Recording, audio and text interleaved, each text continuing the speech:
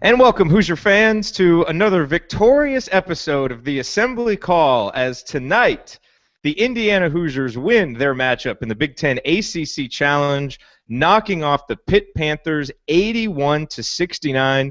The Hoosiers pretty much led start to finish, actually extended the lead all the way to 21 points in the second half.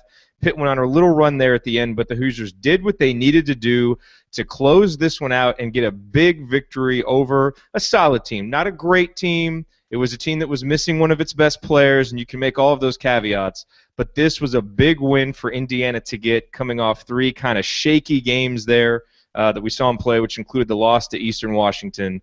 But tonight they get a big win over Pitt, 81-69, and we will break it all down for you on tonight's episode of the Assembly Call. I am your host, Jerod Morris. I'll be joined tonight by Andy Bottoms. We think Ryan Phillips will be here, but we will see. And we'll talk about this entire game. It'll be fun. If you have any questions or comments, tweet them to us. Use the hashtag AssemblyCall, and we'll be able to put them up here on the show. You can also go to the YouTube page and talk there. So let's kick off tonight's show the way we always do with our banner moment. And for me, you know, obviously, look, the story of tonight is Emmett Holt, but I don't want to steal all the thunder and talk about Emmett Holt right off the top. I'm going to save that for Andy. To me, the banner moment tonight is what Indiana did at the start of the second half. Because, look, the Hoosiers jumped out, did a nice job in the first half, led 45-37. But we saw this team a lot last year have first-half leads, but they didn't mean anything because they would lose the lead and end up losing the game. And typically it happened quickly. I distinctly remember the game at Nebraska where Indiana played really well in the first half, and basically the first 5 minutes Nebraska comes out, just erases the lead and ends up winning pretty easily. Well, tonight Indiana did not let that happen. And I was really interested to see how they would come out after playing really well in the first half, leading 45-37. At the under 16-minute timeout, Indiana led 54-43. At the under 12-minute timeout, Indiana led 60-45. At the under 8-minute timeout, Indiana led 68-49. So they continued to extend the lead. They went on a 23-12 run to start the second half, which essentially put the game away. And I know Pitt made their little run late, but the game was essentially over when Indiana went on that run. That is the killer instinct that we've been looking for this team. It was a combination of both offense and defense that led to it.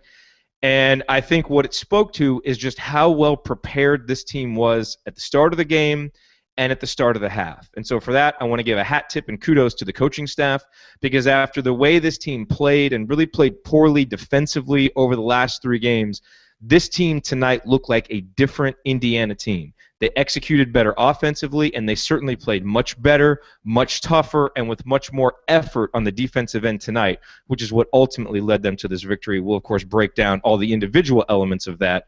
But, you know, we talk a lot about the coaches, and we give the coaches a lot of credit. I thought Indiana looked like a very well-coached team tonight. The plan was right. The team was ready to play. So the coaches deserve credit, and certainly they deserve credit for how the Hoosiers played at the start of the second half. All right, with that said, I will now kick it over to my co-host tonight, Andy Bottoms, and let's get his Bottoms line on this IU victory.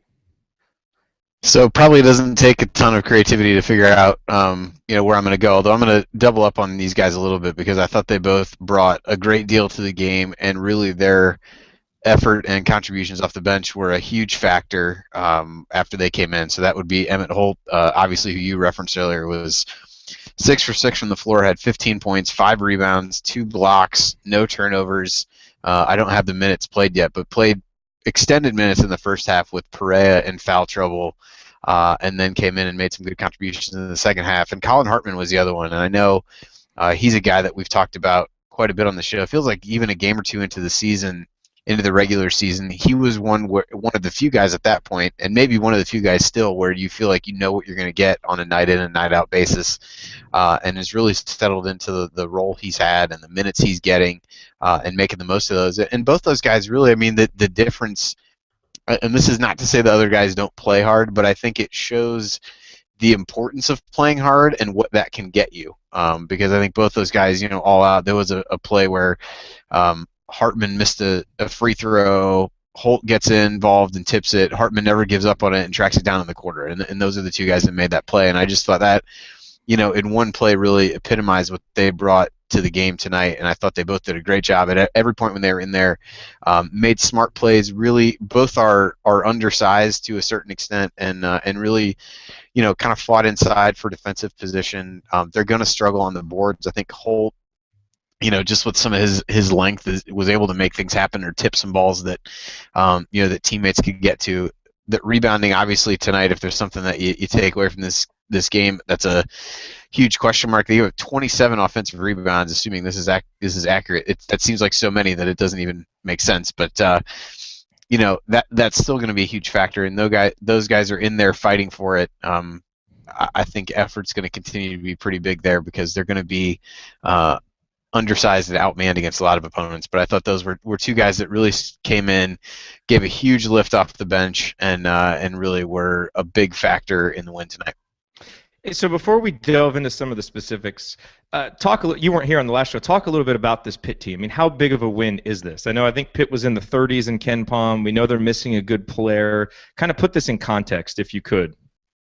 Yeah, they're been kind of a tough team to figure out. I thought, coming into the year, they seemed to me probably I think I had them in my preseason projections as maybe like a 10 seed or somewhere in that range. So kind of a team, not a lock by any means, but felt like they'd have enough to get there. And they've really lost two of their best, if not the best players that they have in Cam Wright, who's been injured and sounds like he's fairly close to come back, and Durant Johnson, who's suspended for the season.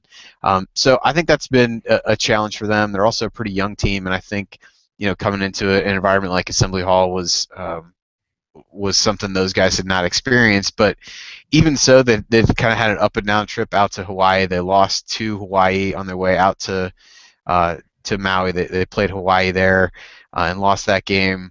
Lost to San Diego State, which was not surprising at all given how good they are defensively. But then they really beat Kansas State pretty handily. And I think Kansas State's what I think is going to be a tournament team. I could turn out being wrong, but I think they're a pretty good team. So it was a little bit of a hard one to figure out for me. The one thing that did come up as I looked at them was that they have really struggled defensively, and I thought that was certainly true tonight.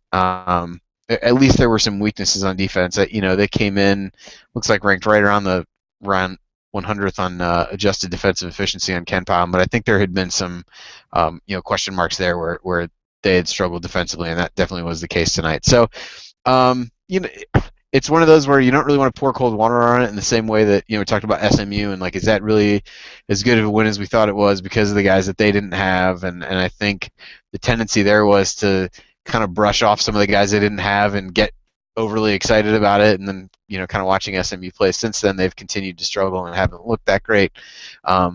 So I'm hesitant to put too much stock in this game based on how Pitt's played so far this season and who they're missing. But again, I think compared to how IU had looked in these other games against clearly inferior competition to Pitt, I think it's a positive sign. But I guess I would probably caution all of us not to get overly excited about it in the way that maybe we did in the aftermath of the SMU game. So by overly excited, do you mean like this? The question that we've got here from Molotov Cocktail Piano, great Twitter name there. With this win and the way they played, does IU suddenly become competitive with Louisville? So, here, what I love about the IU fan base, we can be a little knee-jerk sometimes, after the Eastern Washington game and the UNC Greensboro game, the sky's falling, we may win 10 games. Now we're talking about being competitive with Louisville. Hey, this is why we love sports, college sports especially. And, I'm just going to, on a night like tonight, I'm just going to say yes, because I came into this game feeling pretty pessimistic about IU's chances, and they played a lot better than I thought they would. Do I think we're going to beat Louisville? No, but I certainly feel better about that going into that game tonight than I did a couple days ago, so who knows? We'll see what happens. But before we do that, let's go over to our buddy Ryan Phillips, who has decided to join us. He will be running Dawn Patrol for showing up late, but better late than never. Ryan, your rant on tonight's IU victory. Apologies, everyone. I just think, I'm sure you guys talked about him, but Emmett Holt was the revelation of tonight's game, I think. Who? Yeah, exactly. He's that guy who hasn't played very much so far, and nobody can figure out why. But I think we talked about it in the last post-game show, Jerod. It was just one of those things where they had to find the right time to get him extended minutes, And, we got a little bit of a lead tonight. I mean, it was kind of close when he came in, but it's first half, so you're not really worrying about it becoming a ragged back-and-forth game or anything. And he really settled in quickly and made a huge impact. I mean, even when he wasn't getting rebounds or scoring, he was around the ball. He was an interior presence defensively. He batted a lot of balls out of the air that could have been easy offensive rebounds. I just thought that he was the kind of presence we've been looking for on the interior. I don't think he's going to start yet. I think Connor still is going to be the starter, but he's clearly someone who is going to be involved heavily in game plans as this goes forward. And just his confidence was off the charts, and that's great to see from a freshman, any freshman, but especially one who had really only played in 3 games. So really, really positive to see that, and I think that if he develops at the trajectory he's looking like, that's that can really change the season, I think. All right, so I've got a couple of thoughts on Emmett, and let's spend a little time talking about him now, because clearly he's the storyline coming out of this. Thought number one is, a lot of people are saying after tonight, well, see, he should have been playing all along, kind of saying that Crean should have been playing him. I would caution anybody who thinks that, because just because Emmett played this well doesn't necessarily mean he should have been playing before. It may actually be confirmation that the decision to bring him along slowly was correct. Because what I loved about the way Emmett played tonight was how confident and self-assured he was going out there. When you go 6 for 6 and you're as active as he was, you've got to be pretty confident. And so, I think that was kind of one of the things we heard, that he was building up his confidence. And so perhaps him playing before he's ready, he loses some of that confidence. We'll never know, but I'm just saying this may be one of those cases where trust the coaches that they're bringing the guy along the right way. Number two, what I really love about the way Emmett plays is that he's an instinctive player, and he's a smart basketball player. There was a play in the first half, a pick and roll, that he ran just beautifully with Robert Johnson, and it just showed his instincts. And I think what he brings that Hunter struggles to bring is, number one, soft hands. He catches the ball really well. And number two, consistent awareness. He just seems to be in the right place. He seems to understand what's going on. And I don't always want to get into comparing Holt and Hunter, because I thought Hunter actually played pretty well tonight too, and we can get into him in a little bit. But I just think that what he brings, and the reason why I do think he'll be starting sooner rather than later, is the hands and the awareness. And that's what we saw tonight. So let's go around the horn real quick, give some final thoughts on Emmett before we go on. We could spend the whole hour talking about him. But certainly a revelation for this IU team and what they've been looking for. Andy, your thoughts on Emmett? Yeah, I was, when I was at the game on Friday, I was really impressed with him. I kind of made a point to watch him off the ball a little bit, particularly on, box out situations and on defense, and he definitely just seemed to have a better idea and seem more sure of himself of where he needed to be, what he needed to do, and that's not always going to be right. But there's something to be said for, kind of the confidence and the awareness to get at least where you think you need to be, and really be able to react more quickly to the game and not think so much. And I think particularly toward the end of that UNC Greensboro game with Hunter, you could tell he was just bolting his feet to the floor thinking, I don't want to jump. You could just kind of see the thoughts going through his head. I don't want to make a mistake. And, he would allow himself to really get pushed out of the way on some rebounds. And you didn't see quite the same thing with Holden. And I thought he showed a lot of those same things tonight, really good instincts on the rebounding side. And thought did a good job of really trying to fight for position and things like that for a guy that's so young. The other thing I would say to the point of should he have played earlier, I think certainly, when you look at that Eastern Washington game, you kind of feel like, oh, maybe he should have gotten a chance. But I also think outside of any normal freshman things, I think there have to be a lot of questions about what his mindset was in the aftermath of everything that happened with Devin Davis. I can't even imagine, kind of his thought process. I know that Dana O'Neill did a piece and talked to him about just how, challenging that was for him and difficult it was to, face the Davis family and kind of talk to them and everything else. I don't think any of us have any idea in terms of what his mindset really was at that point. So I think that was probably a factor early on, but at this point, I think we've seen in relatively extended minutes against a team that's got some good size that he can hold his own in there, and I do think that he's one that you're just going to see continue to grow in terms of minutes. I think conditioning will continue to get better and things like that. But when you look at just kind of the natural basketball ability and things like that, I think you start to look at Hunter and wonder what he's really going to be. He's certainly a fantastic athlete, but in terms of basketball instincts and things like that, you just wonder if that's going to come along, and that's something he really has to work at, and I'm not so sure that Holt has to work at and think through those kinds of things as much, and I think you can't really overstate the importance of something like that as you look for these guys going forward.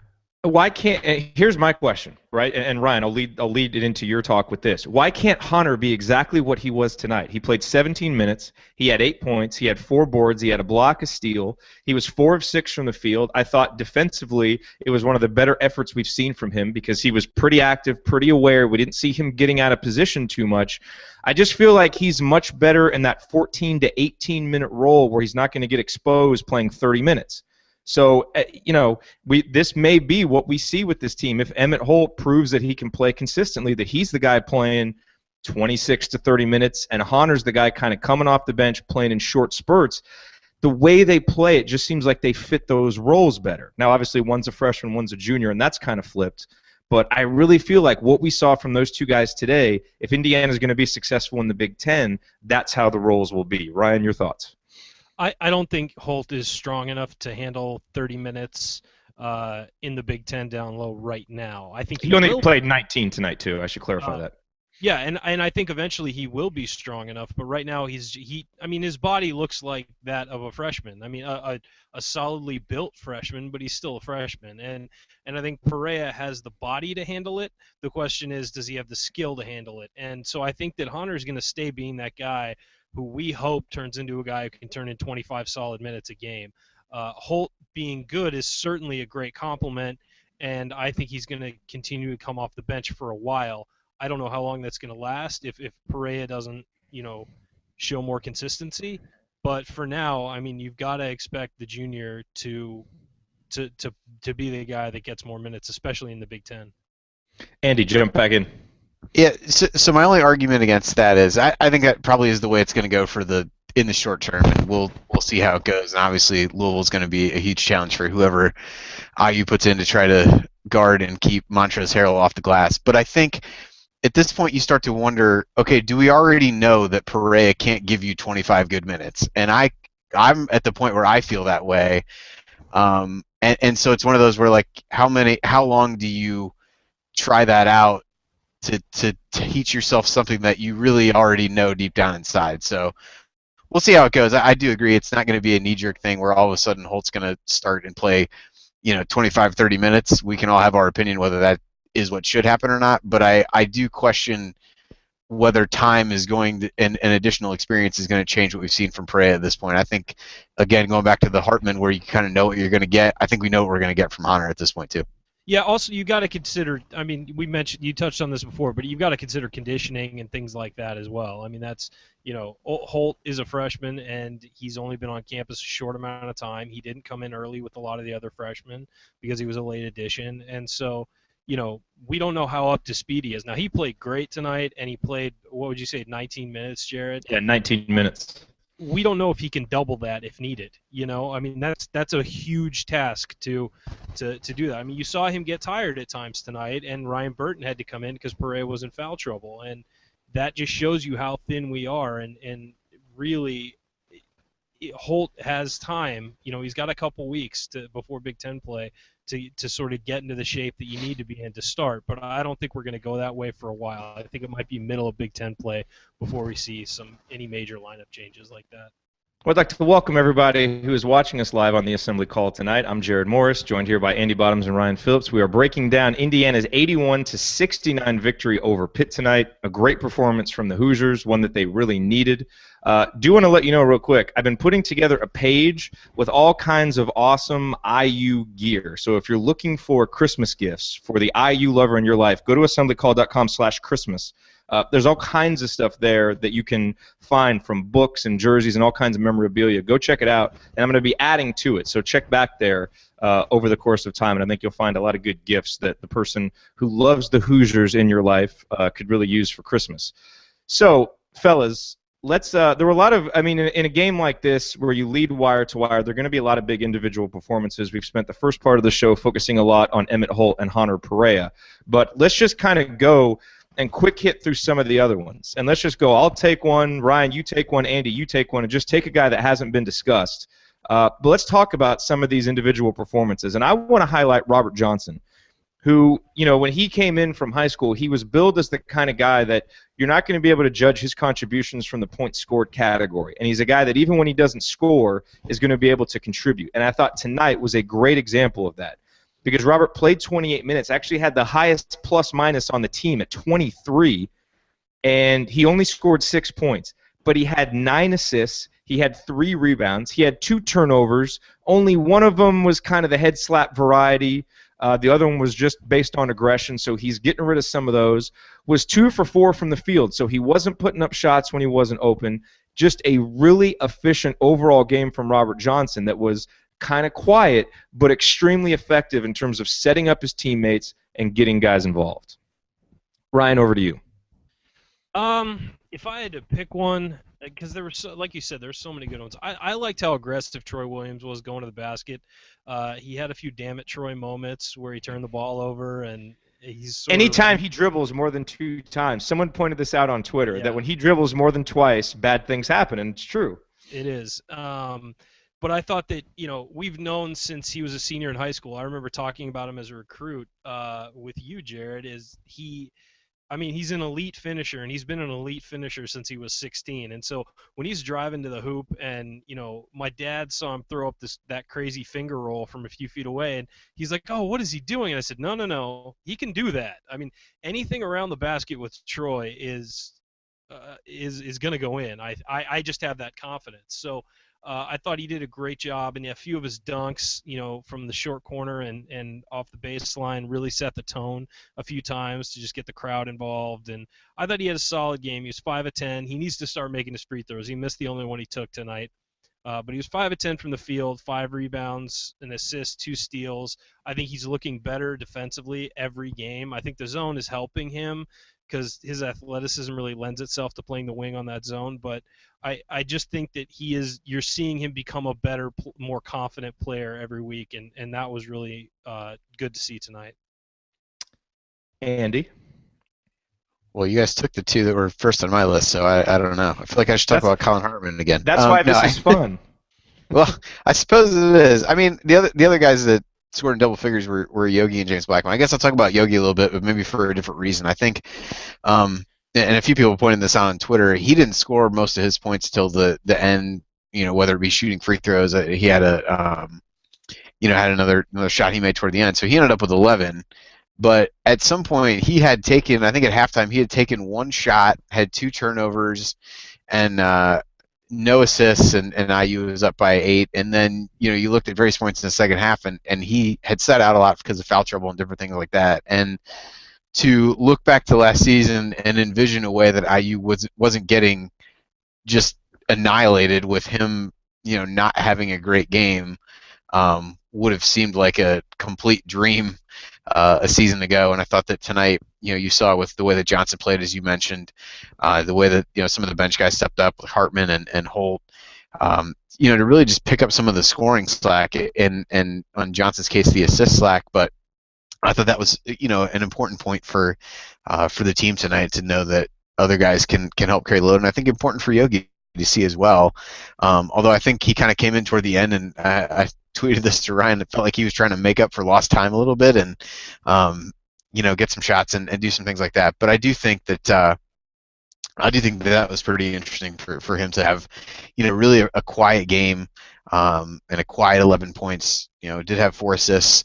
I think one of his 3 turnovers came in the second half. But in a night where he really wasn't super productive and as much of a threat as we've come to expect from him, I thought it was key that other guys were able to step up for both those guys and for Yogi going forward.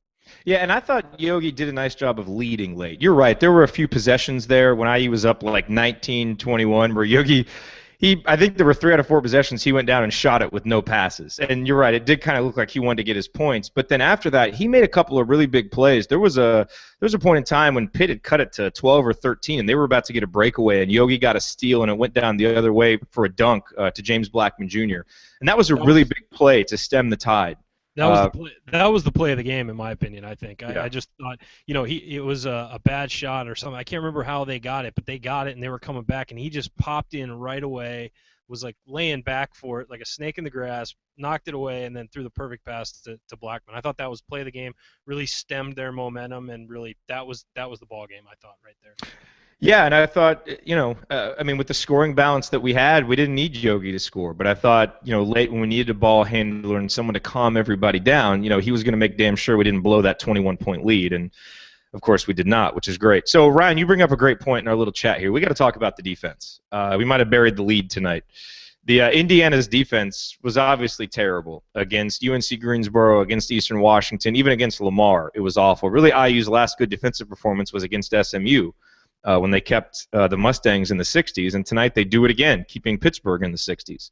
1.08 points per possession for Pittsburgh, so it wasn't just a crazy good defensive performance, but Pittsburgh only shot 36%. They're only 26% from downtown, and it was, I think, where Indiana really did a better job, and I want to get your guys' thoughts. I just thought overall effort and attentiveness. I mean, again, it's not like there's a huge secret to what makes good defense.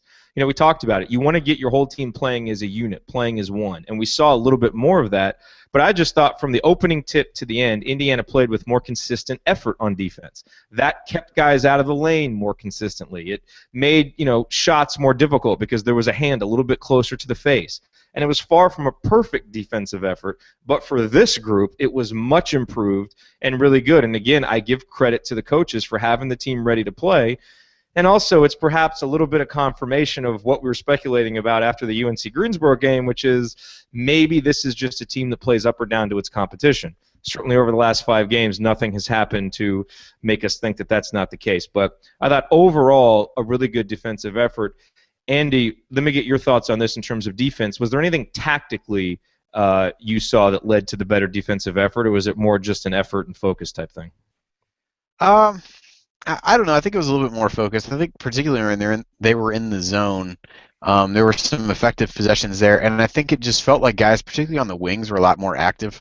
I thought Holt did a nice job, even though he wasn't on the wing a lot. Williams did a bit better there, and even Burton, when he came in, I thought was just more active and aware of where guys needed to be.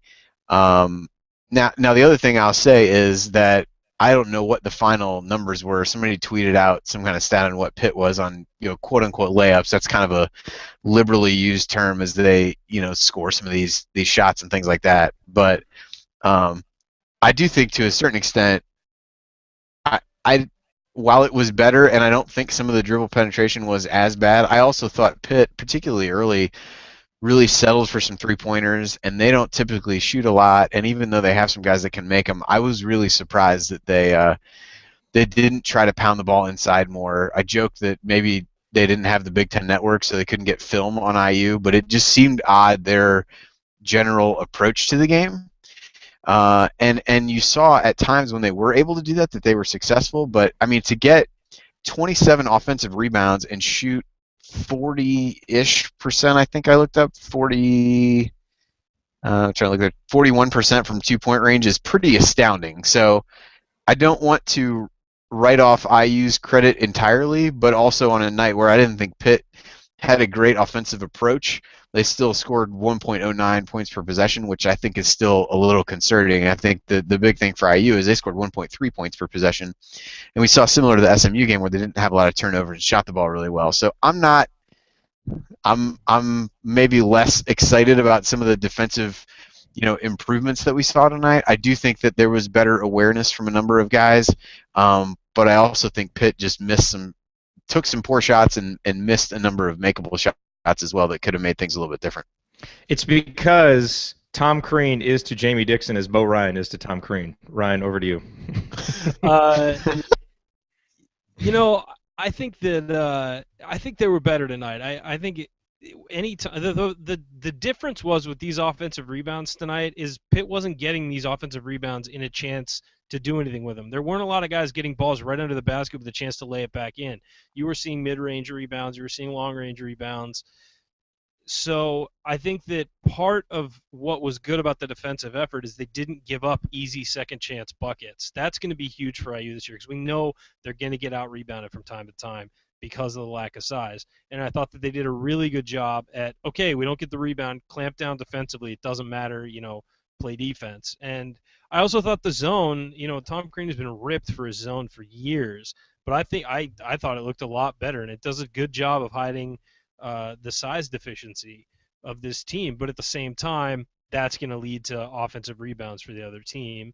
So, it's a mixed bag, but I thought it was definitely improved tonight. I mean, Indy has some great points, but at the same time, I do think it was obvious in man and zone that IU was better tonight, and there's definitely more of a commitment to defense.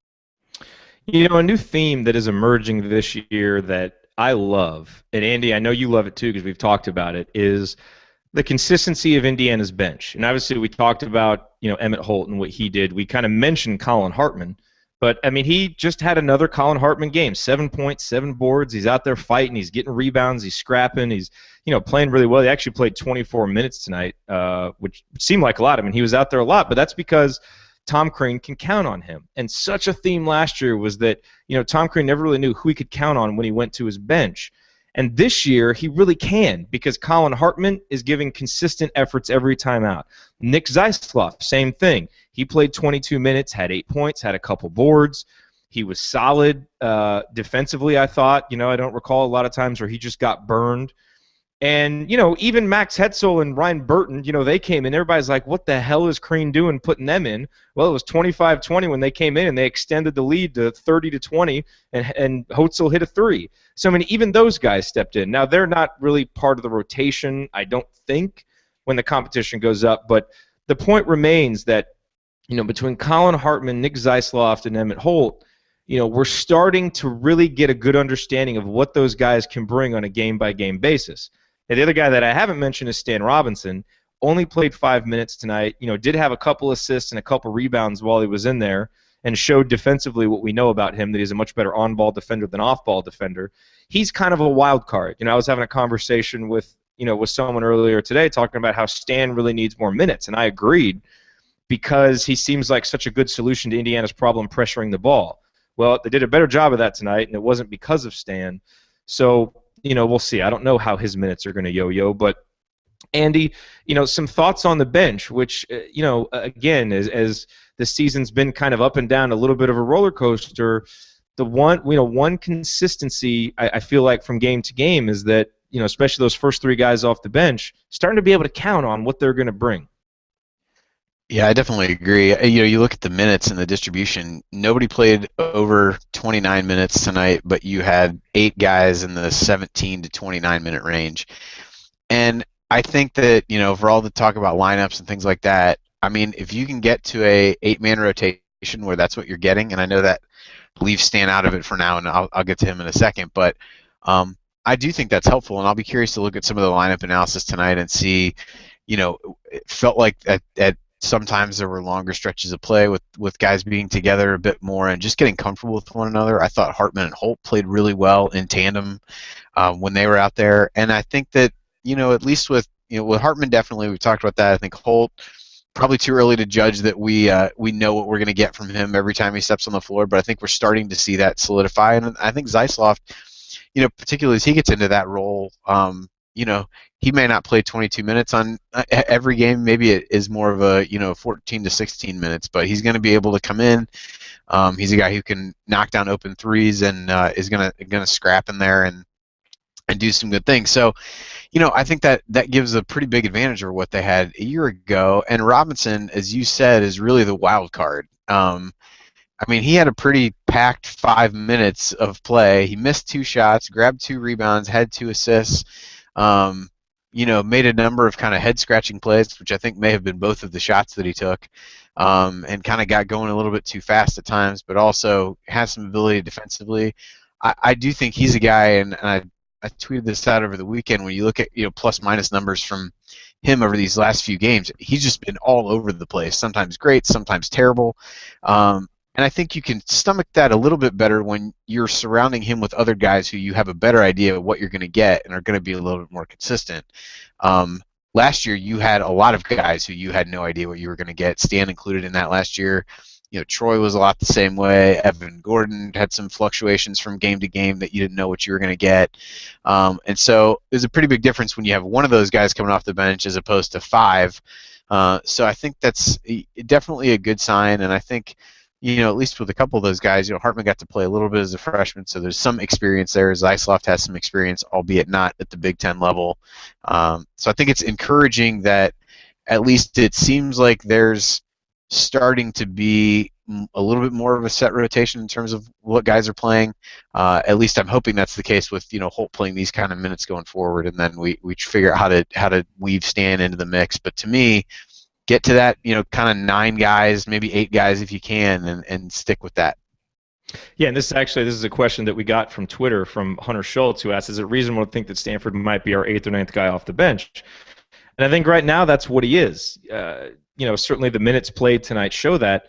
And part of it is just, offensively Stan's not quite getting it done right now. When he is in the game, he gets the ball in his hands a lot, but I think coming into this game he was shooting, or maybe it's now, he's shooting 14% from the field. I mean, his last 5 games, 0 for 2, 1 for 3, 0 for 3, 1 for 6, 0 for 2, and he's not really backing that up with great free throw shooting, only shooting 60%. So, I think with last year, we were so bad offensively. Especially the Wisconsin game at home, we needed that offensive spark Stan provided sometimes. But I feel like what Stan provides, we get from Robert Johnson and get a little bit better, and obviously Johnson does all the other things too. To me, where Stan's value really comes in is if he can really play that lockdown on-ball defender and be consistent with his defense. And so we'll see. I think it's going to be difficult for him to carve out a niche, but there have certainly been some games outside of tonight when Indiana could have used his defense. Tonight they didn't need it as much. But Ryan, what do you think on Stan and just the bench in general? I think for Stan, it's going to depend on the matchup, really. And had there been a more guard-heavy Pitt lineup, I think you would have seen him out on the ball. Had we been running more man, I think you would have seen him out guarding the ball some more, because that's really his strength. We know that. He might be our best perimeter defender. And so I think that it's really going to depend on matchups. I don't think he's going to be – there are nights he could be the first guy off the bench, depending on the way things roll with this team. So right now, I mean – it's preseason. You're facing a lot of strange matchups. You're not really in a, in a rhythm of Big Ten play or not. You're facing a lot of different teams that you're not going to see again and things like that. So I think that he'll be in the mix. I don't know if he'll be getting 20 minutes a game or not, but I think that when we need perimeter defense, he's going to be one of the guys we turn to. For those of you, if you're listening for the first time, make sure you also go to assemblycall.com/subscribe. As we talk about the lineups and kind of the composition of the lineups, Andy puts together an analysis after every game, and we send it out the next morning only to the people on our email list. So make sure you get on that. Again, assemblycall.com/subscribe. Just a few other numbers here on tonight's game that I think are important. Indiana only turns it over on 14.5% of their possessions. Again, Indiana doing a better job of not turning the ball over, a total of 9 on the night. And when you have a team that's as good offensively as Indiana is, it becomes lethal when it's not giving away possessions. So a really good job by the Hoosiers there. They assisted on over 50% of their field goals, which is another good number. So, some of those numbers last year that didn't always look so good, looking a lot better this year. Obviously, the rebounding, not great. You expect to get out-rebounded by a team like Pitt. Perhaps not quite by this much, especially on the offensive glass, but I thought Indiana did a good job of compensating. So let's spend a few minutes here looking ahead. And, Andy, as we look forward, Indiana plays Savannah State on Saturday. I hesitate to say that this is going to be an easy victory because we saw what happened with Lamar, Eastern Washington, UNC Greensboro. So let's just say that we hope Indiana wins by 1 and gets to Louisville at 7-1. And then, LaFonso Ellis was on TV tonight talking about how Indiana's non-conference schedule was just a murderer's row, which is an interesting thing to hear after all the talk about how bad Indiana's non-conference schedule is. But when you look at it, you got games coming up against Louisville, against Butler, and against Georgetown, 3 pretty good teams. So in Indiana's two biggest tests this year, they've passed. They beat SMU. They beat Pitt. Now they play Louisville and New York. I think the Butler game is in Indianapolis, and I'm not sure where the Georgetown game is. But we're going to find out about this team now heading into Big Ten play. Andy, look ahead a little bit to some of those games. Obviously, you expect the Louisville game. As much confidence as you want to take from this win, you probably expect that to be a loss. Butler and Georgetown both ranked ahead of Indiana in KenPom right now. What can we reasonably expect based on what you've seen from the Hoosiers right now, looking ahead to this kind of tough 3 out of 4 game stretch? Yeah, I mean, well, I think we have to take anything LaFonso Ellis says with a grain of salt. I mean, that little segment he did with Yogi, he talked about Pitt being one of the better defensive teams in the country. So I think that right there was a credibility robber for him. And so whatever he thinks about the schedule, we'll kind of go from there. In terms of the other teams, I think Louisville is going to be obviously a huge challenge. They're always really good defensively. Montrezl Harrell, I have no idea what he might do to IU's front line. Whether that be on the glass or in the post. So I think that's going to be a really tough game either way, and one that I think everybody probably looked at the beginning of the season where feels like a loss. That being said, you're kind of playing with house money at that point, so you got nothing to lose by coming out and trying to surprise everybody there. Then you get into the other games. I think Butler's one that at the beginning of the season. There were a lot of questions around them. You had Roosevelt Jones coming back, who set out last season and had been a key part of their team. But then, the coaching situation gets a little murky at the beginning of the year, and the coach takes a leave. But they went to the Battle for Atlantis tournament, played really well. They beat North Carolina in the first game, got beat by Oklahoma in their second, but came back and beat Georgetown on the final day of that tournament to get in what would have been the third place game there. So looking at them, I mean, the makeup of what they're doing is pretty similar to what I think everybody's come to expect there. They show really well defensively. 13th in the Pomeroy ratings as it sits right now while I'm looking at it. So that's going to be strength on strength and weakness on weakness because offensively they don't they're in the 120s. So I think that's potentially a coin flip type game. I don't believe they have a particularly tall team. I watched bits and pieces of some of their other games. So I don't think they have kind of looking over their lineups. They don't have a huge lineup. I think something to watch there, particularly after watching UNC Greensboro run guys off screen so much and how IU struggle to defend that. Butler does have Kellen Dunham, who's a really good outside shooter, and as a Indiana kid, they're going to run off tons of screens, I'm sure. So I think that'll be a challenge looking ahead to that game. And Georgetown's a team that had some pretty good recruits come in. Lost a few key players from last year, but they've got personnel-wise pretty decent. They beat Florida in overtime in the Atlantis tournament. They played Wisconsin to within. They only lost by 3 there, and then lost by 6 to Butler. So they've acquitted themselves pretty well against good competition. They have a really high offensive rating, which should probably frighten IU fans at this point based on the way the defense has been. They rebound the ball really well on the offensive glass. They got Josh Smith, who was a former UCLA guy. He's really good on the offensive glass, so I think that's going to continue to be a concern there.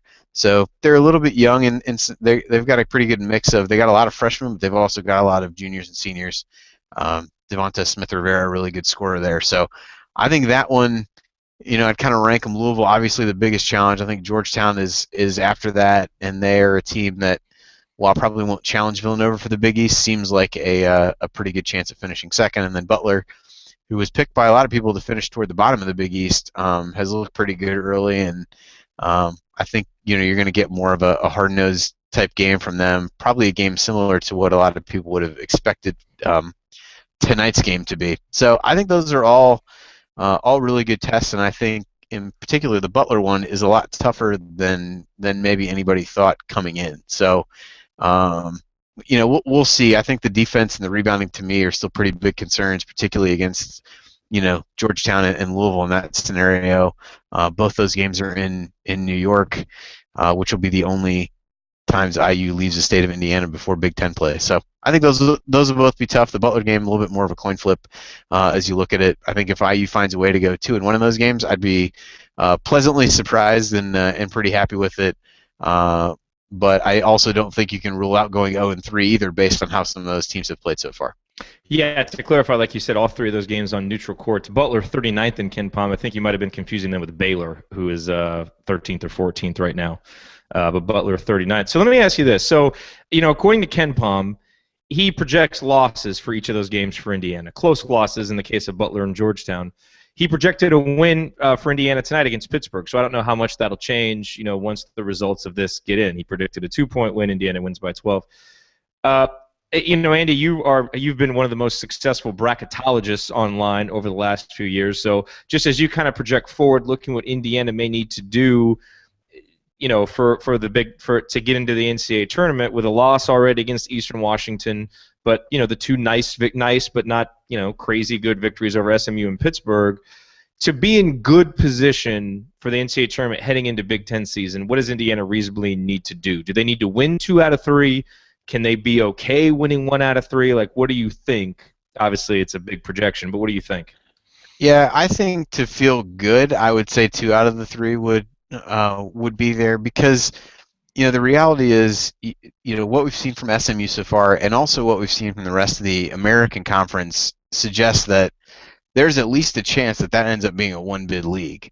I know the CBS College Basketball podcast, they were talking about that a little bit. UConn lost to Texas. I think they're going to be okay. That was a close game. But when you look at other teams there, Memphis has not been good. They lost to Stephen F. Austin tonight at home, who's a solid mid-major team, but given a couple of Memphis's losses already, that looks pretty ugly.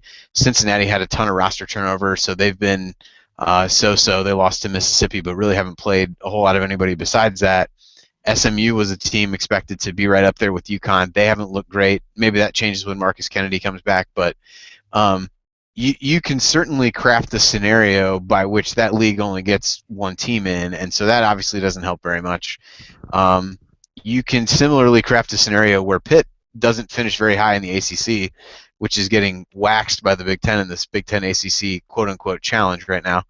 And you can look at some of those things and create a scenario by which Pitt might not get in. The Hawaii loss looks pretty bad. Their best win so far is against Kansas State in the non-conference, and I don't believe they play a whole lot of other good teams in the non-conference, at least if Jamie Dixon holds true to how he usually schedules. So, if both those things go, kind of worst case scenario for IU, you still have no wins over tournament teams, and so that becomes a little bit problematic. And you also have no wins away from home at this point, and what will likely get chalked up as a fairly bad home loss. So I do think. I think what we don't want to be in is the same position we were last year when it was, well, we just need to win a whole bunch of Big Ten games, and that'll erase the fact that we didn't do a whole lot in the non-conference. I think we all saw how that played out last year, and the flip side of that Big Ten ACC comment I just made is that the Big Ten is pretty damn good so far.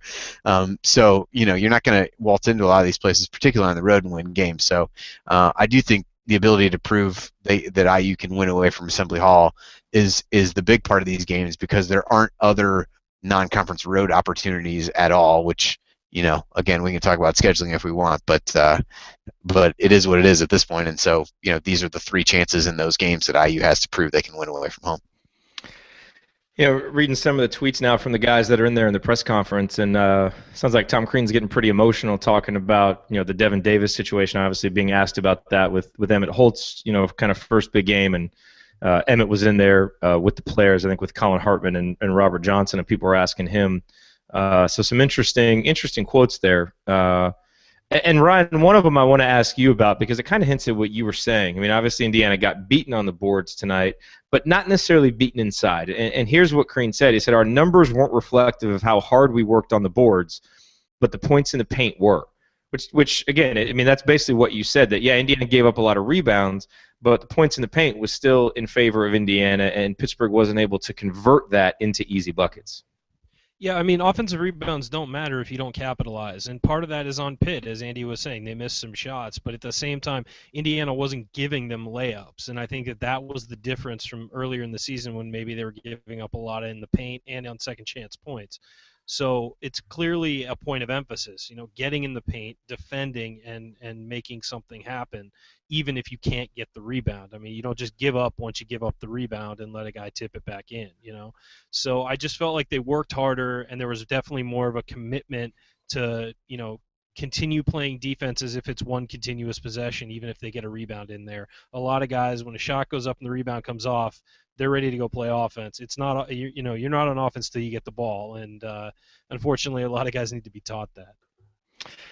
Real quick, a listener question, because it's fun to dream. Andy, do you think it's possible that we can beat Louisville? If we did beat Louisville, would IU be ranked in the teens? Your thoughts on this pie in the sky Hoosier fan thinking? I mean, anything is possible. I'm not gonna sit here and say there's no chance that they win. I think it's unlikely based on what we've seen from either team, particularly what IU's done defensively. But I'm not gonna tell you that it's impossible by any means. I do not think that would mean IU would be ranked in the teens at that point. To me, that doesn't necessarily, at least in the eyes of the polls, it's pretty rare for somebody to jump up that much, particularly when you look at how IU's played against some of the lesser teams on the schedule and the fact they've lost to Eastern Washington. So, the chances, I'll put it this way, the chances of IU beating Louisville are better than the chances of IU being ranked in the teens if they do beat Louisville.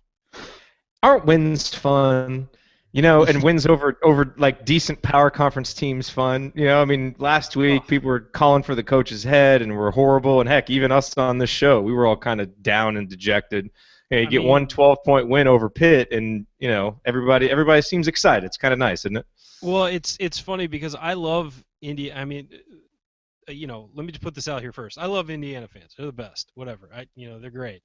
But Indiana fans after a win are easily the best fan base in the world. It's so much fun, and everybody's having a good time, and everybody's at Nick's drinking, and everybody's brothers and sisters and hugging.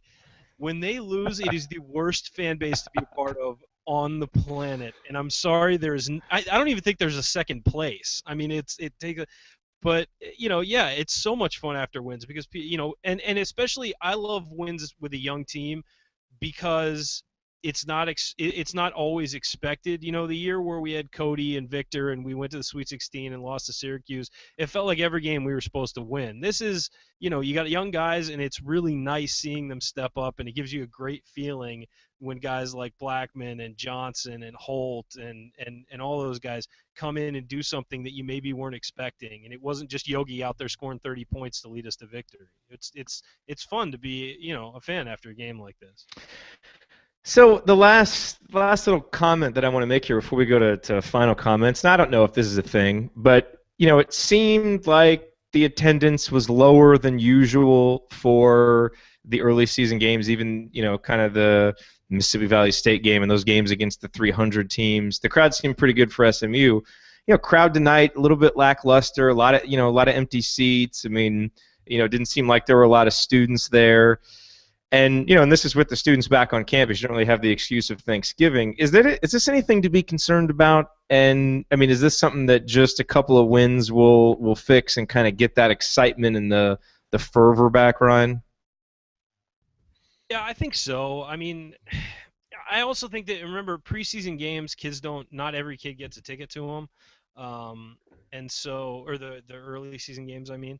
So there's also kids studying for finals, hopefully at least, God. And it's getting to that time of the year, so maybe not as much enthusiasm. But I saw Zach Osterman tweet out that the student section had filled up by a few minutes into the game, and Indiana typically has a late arriving crowd, which one thing I just absolutely hate.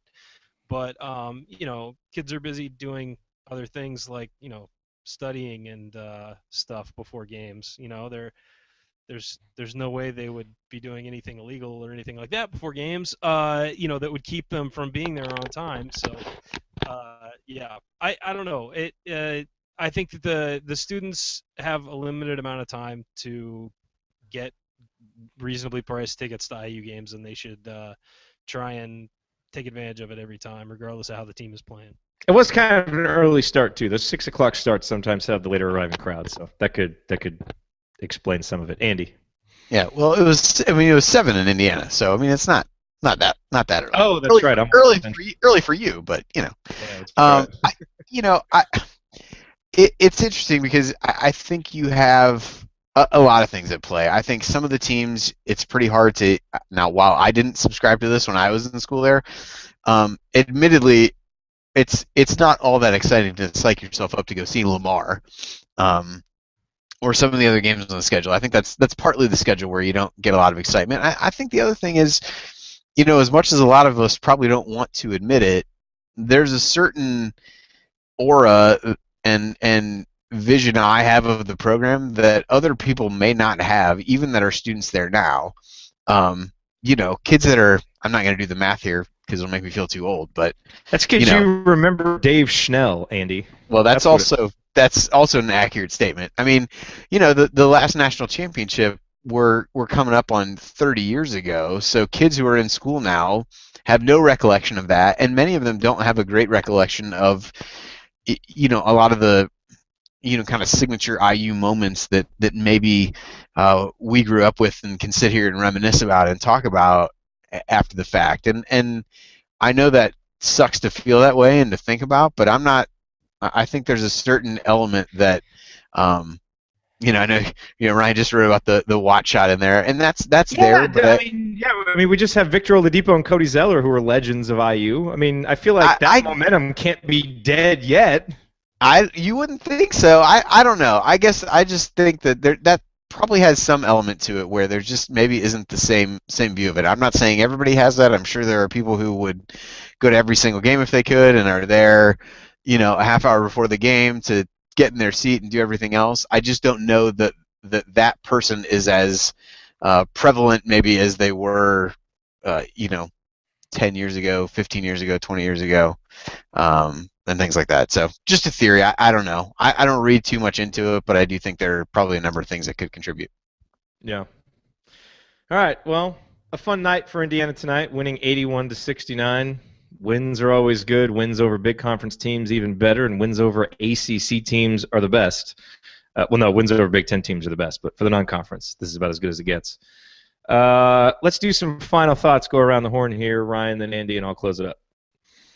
I just thought it was a really nice night. It was great to see a guy like Emmett Holt really take the reins in his first extended minutes and really play like he's a member of the team and belongs. And he's a guy who's certainly going to help IU. I don't think there's any question about that. We can talk about his instincts and all that all night, but the bottom line is he's going to help this team and he's going to help this team this year. And I think that's the biggest thing to take away. And hey, it's always great when IU wins their game in the Big Ten ACC Challenge. It's not something that's happened a lot over the years. So just regardless of who the opponent was, and I think Pitt's a solid team, not a great team, but still, it's nice. They weren't playing Duke or anything, but they still got their win, and they did what they were supposed to do and helped out the conference. So I think it was just a great night all around. It was great to see them really take over a game and dominate it for most of it, and stick through and not give it away late. Mr. Bottoms. Yeah, I think from my perspective, I'd echo a lot of what Ryan said and a lot of things we talked about. I think it was good improvement, a good bounce back after these last few games, and tonight's performance is as good as the team's ability to carry it forward to the next game and not overlook a Savannah State team who's no better than some of the other teams that IU allowed to hang around in Assembly Hall. So I think that's a game where, you guys talked about this on the show, after the UNCG game, where it was, discussion of, is this team just play to the level of its competition? And so tonight is another tick mark in the column that says the answer to that question is yes. I think Saturday's game will be another chance to see if they're kind of shaking that and really starting to understand what it takes to win some of these games. So I feel like it's a conversation that we had a number of times last year, and chalked a number of things up to a young team, and it seems like they're turning the corner. Can they sustain this to the next game? And we kind of rode that roller coaster over the entire span of the season, and so I'm hoping this season doesn't turn into the same thing. Feels a little bit like it may, based on what we've seen so far. But again, I think every team's a little bit different. Every team responds to to different things as they go, and we'll see whether this team is starting to figure out what it takes to win, the kind of effort that's needed on the defensive end, and how they carry that forward and get some continued momentum going into that Louisville game without letting a team hang around and hopefully get some guys a little bit of rest on the one side and a little bit of playing time on the other. Yeah, good. Ultimately just good win for Indiana tonight. 81-69, solid victory. Hoosiers moved to 6-1. I was thinking about this late in the game that, we said at the beginning of the year it's a young team, it's a talented team, but it's a young, flawed team, which means they're probably going to win some games that they shouldn't, and they're probably going to lose some games they shouldn't, and we should just be prepared for it. And it's really easy to say that in the preseason, but it's hard to deal with that when you're going through the game-by-game, nature of the regular season. And that's, it's kind of what we've seen. I mean, I think if you had told someone, hey, you're going to split the games against SMU and Pittsburgh, you probably would have said, well, okay, that kind of makes some sense. Well, Indiana won both of those games, but lost to Eastern Washington. That's kind of that head-slapping game that they shouldn't, that they shouldn't lose, but they did, and then they win these two other games. So it's going to be the nature of this team. This is a really talented offensive team that can just be lethal scoring the basketball and is going to make it fun to watch. But it's got some flaws. They're going to creep up from time to time. And as much as we, lauded Emmett Holt tonight, he's still a freshman. He's going to have some ups and downs. While he certainly looks like he's going to be a productive player, he's by no means a perfect player. And so we're going to have to, live with those ups and downs, and that's going to be true for the whole team. So the best thing I can say, and I feel like I say this at least 3 or 4 times a year, is really enjoy the victories. Enjoy them, savor them. Certainly our friend who was asking all the questions about beating Louisville and being ranked in the teens, that guy's got the right idea. Enjoy these victories when they happen because they make the season a lot more fun. And obviously when we lose, we'll be here after the game to talk about it and vent about it, and it's okay to get a little down about those games and then move on to the next one. But for tonight, a very nice victory for the Hoosiers. They win by 12. Move to 6-1, and they put themselves in a good position for the rest of this non-conference schedule. If they can somehow find a way to get 2 out of 3 victories, in this kind of 3-game stretch against Louisville, Butler, and Georgetown, and obviously take care of business against Savannah State, New Orleans, and Grand Canyon, then the Hoosiers will set themselves up well going into Big Ten play. So it's going to be a game-by-game thing with this team, it seems, if we've learned anything over the first 7 games. So just take it game by game with us. We'll be here after every game on the Assembly Call breaking it down. But for tonight, a night to smile, a night to celebrate for Hoosier fans as Indiana wins 81-69. Thank you all very much for joining us live. Thank you very much if you've listened to us on the podcast. We will be here Saturday. Actually, we won't be here. I will be here. Andy won't be here. Ryan won't be here. And Ryan, we want to wish you the best. You're going in for surgery. Sinus surgery, so we just want to wish you the best, and you'll be back with us, I believe, for Louisville, right? Are you out for Louisville as well?